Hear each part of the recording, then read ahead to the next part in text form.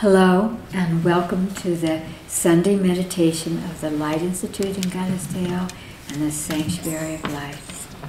For those of you who are joining us for the first time, we divide our meditation into 3 parts. In the first part, we connect with our higher self.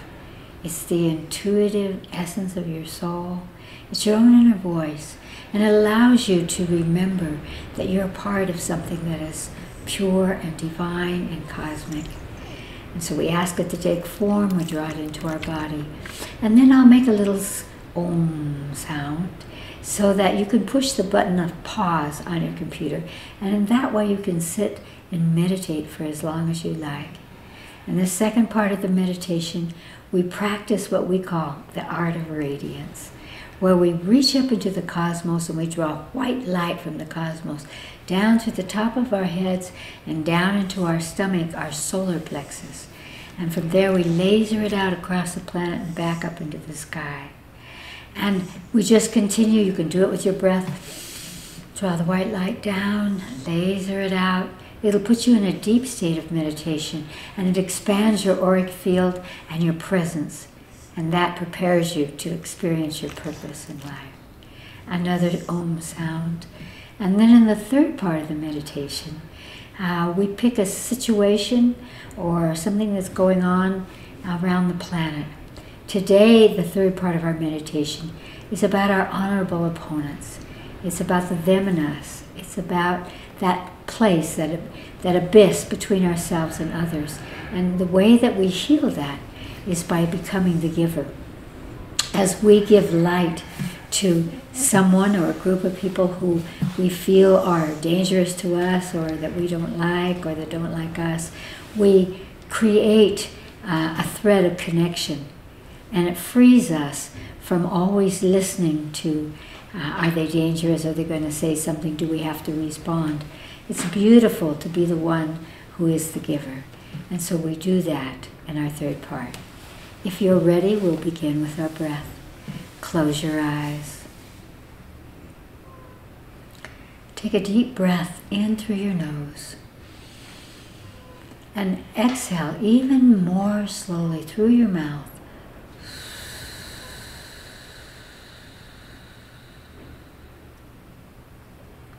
And once again, breathe in through your nose.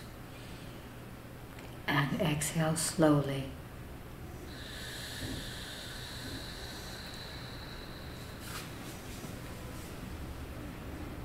And now, ask your higher self, the intuitive essence of your soul, your own inner voice, to take a form for you.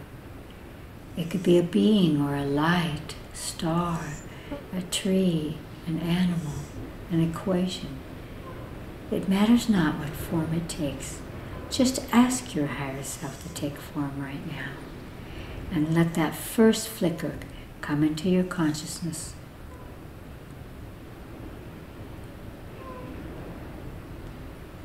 And once you have a perception, a flicker of your higher self, ask your higher self to touch your body where you hold your divine essence. And just imagine that your higher self is touching that point of reference for divine essence. And wherever that is in your body, focus there and breathe deeply.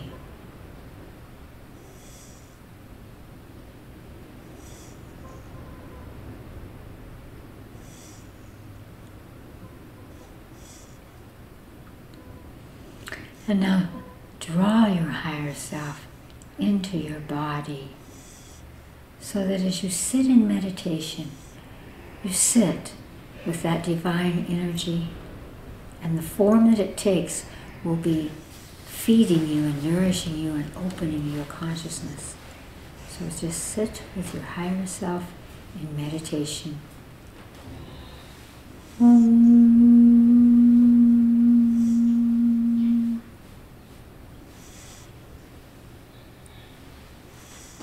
Take a deep breath into your body, and in your consciousness, imagine that you are reaching up into the cosmos and gathering a beautiful beam of white photon light and draw it down through the top of your head into your stomach, solar plexus, and from there laser it out.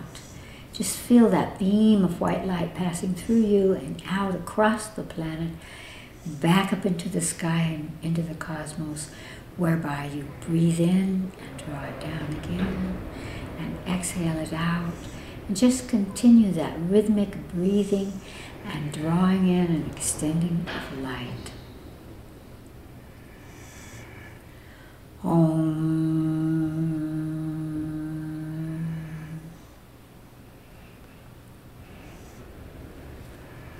Breathe deeply into your body and ask your higher self to show you any honorable opponent, anyone who you are not in harmony with.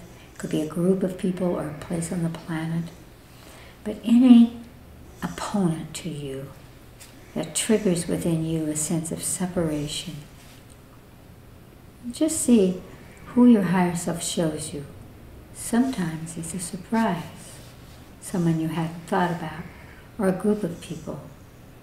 See who comes into your mind's eye.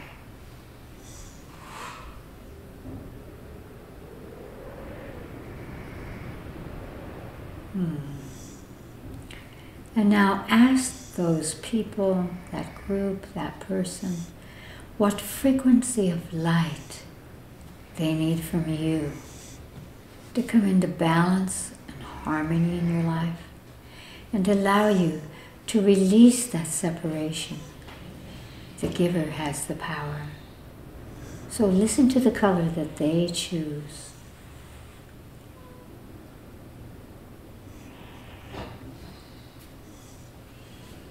And again, reach up into the cosmos and draw exactly that tone, exactly that color, down through the top of your head, into your stomach, your solar plexus, and laser that frequency of light out to them, whether it's one person or 1,000 people. Just continually draw in and extend that frequency of light to them. And continue to do that until you feel a shift in them, having received the frequency of light that they asked for. They will feel in harmony. They will be released. Light is the cosmic force of communication. So you can do that now. Om.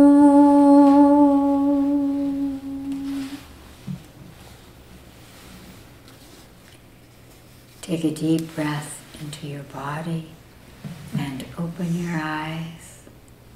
And thank you for that meditation. As we release from ourselves those that we are afraid of or don't like, we are healed and set free, as are they. This second portion of our meditation on Sundays is called Knowings.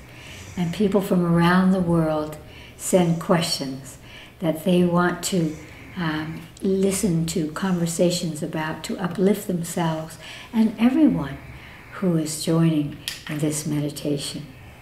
And so Allison will tell us the questions that have come today. Allison? The first question is from Oslo, Norway. Norway. Chris, please explain why there is such a pervasive fear of and resistance to change. What is it that makes us stagnant and unbending in our ways and beliefs? You know, across the planet, in every household, whatever culture it is, the first thing that we learn is how to obey our parents and how to please others. And so that initial imprint sometimes lasts a lifetime. And so there's a deep fear that if we change our ways, if we buck the system, if we do something that's not what our ancestors would have approved about, there's this profound anxiety that comes to us. Why does that happen? It comes because we feel that our sense of self is coming from the outside world. It's being reflected to us from the outside. And what will change that rigidity is when we are able to connect inside, as we were doing in meditation now, with our higher selves, with our true selves, as we build a sense of self that's not one of judgment, that's not one of compliance or fear. We'll find that we have that wonderful freedom, childlike energy of adventure that allows us to explore every day an adventure that builds upon our sense of self, that allows us this fantastic spiral of the evolution of our soul, which is the purpose of being here. There is no relationship that can survive a constant and never-changing contract about how we relate to someone else or who we present ourselves to be. So what I would say to you is, if the people around you find are very constrictive and afraid of change, then show them you. Show them that part of you that is unafraid, that's adventuresome. Show them the peace that you have, the happiness, and that free spirit. And they will want to use you as a template and become that way themselves. So above all, in the end, it's not what the others are doing. It's what we choose, because we do have freedom of choice on this planet. It's what you choose to express your true self. And let the rest fall where it may. Great love to you. And the next, Allison. It's from Viti Levu, Fiji. Fiji. A dream place for me. Chris, the moon is absolutely brilliant right now, and it seems to be creating magic in my life here in the middle of the Pacific Ocean. It's like some great power that is lifting me. Is the moon really filled with mystical powers? Or is it me just making this up? I love this question because it wants us to distinguish between what is real and can be proven and what is something that we know or we feel. And in fact, from time immemorial, individuals and tribes and cultures have acknowledged the power of the moon. And there's a very simple reason why we connect with the moon in that magical way. Because the moon is influencing the flow of your blood. Our blood has elements in it that are, it's just like the sea. And we know scientifically that if it's a new moon or a full moon, it influences the tides, the flow and ebb of the tides. The same is true in our bodies. And so when the moon is full, as it is, last night I was looking at the moon. It came up after midnight, and I couldn't imagine what it was at first.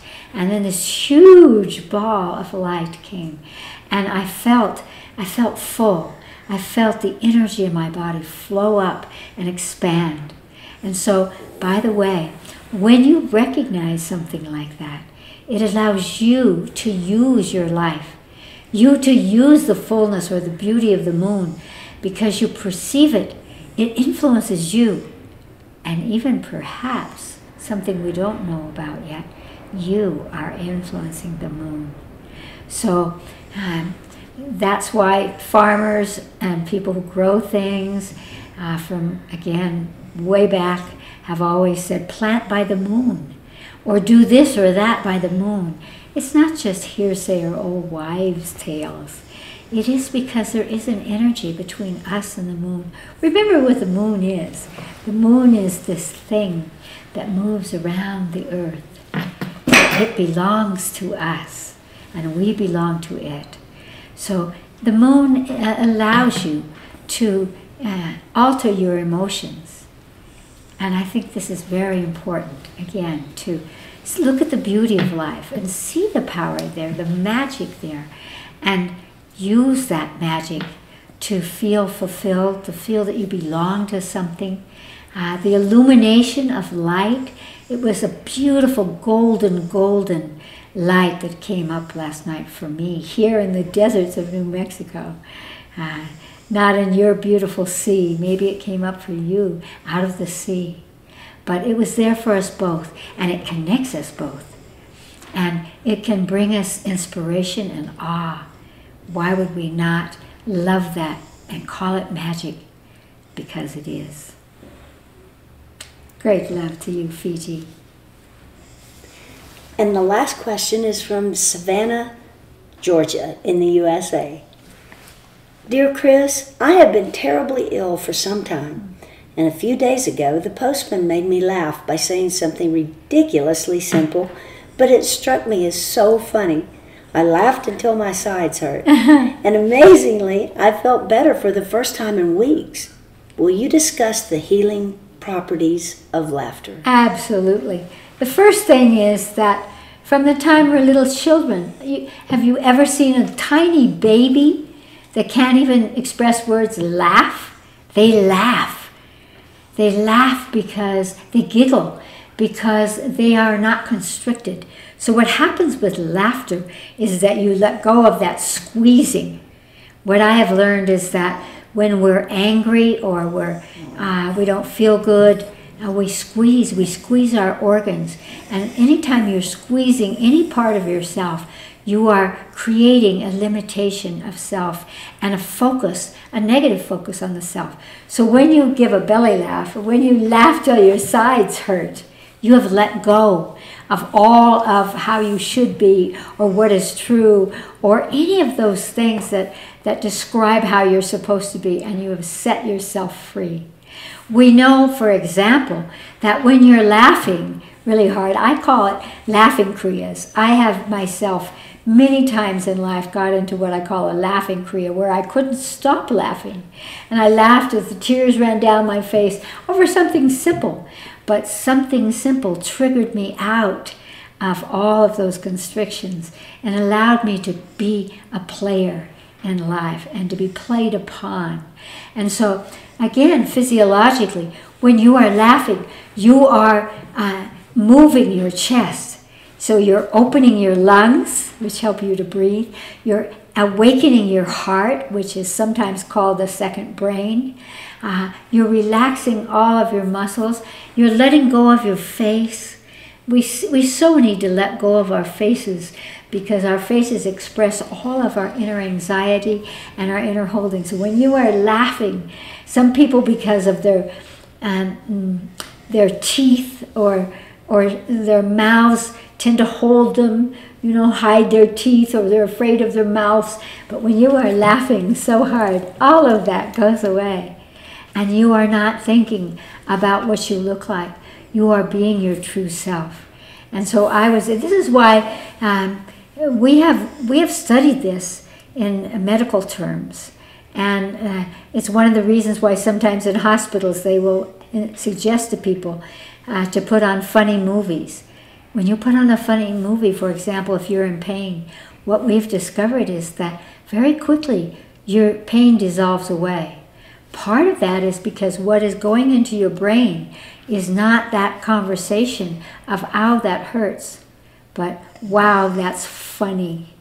And that funny shifts that conversation between your brain, what the brain is receiving from your body or extending out into your body. It changes your focus. And what we focus on is what tells us if we're safe, if we're happy, if we're hurting.